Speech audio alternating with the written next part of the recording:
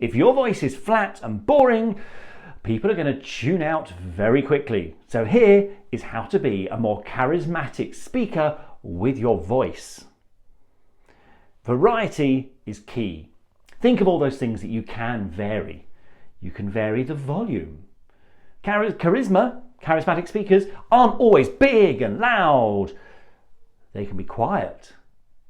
They can be intense and incredibly charismatic. So play with the volume. It doesn't all have to be at one volume. Play with the pitch.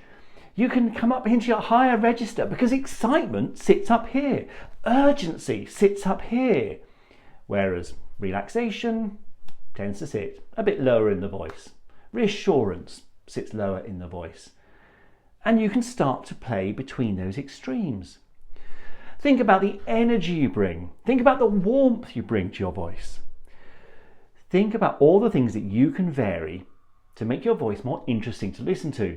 And then people will tune in, not tune out. You can play around with all these things during the course of a presentation. Doesn't mean that you're going to be going up here and down here, and then you're going to be going up here, and then you're going to be loud, and then you're going to be soft, and all this sort of stuff. Not looking to exaggerate it, but look for those opportunities to vary your voice, to make it interesting to listen to. Bring the energy. You might have to bring the energy up a little bit more than you normally would, particularly if you're in a big room. But allow people to connect to your voice, feel the warmth in your voice. It's also about the words that you choose. Choose warmer, welcoming, charismatic words, and people really will buy into you. Hope that helps.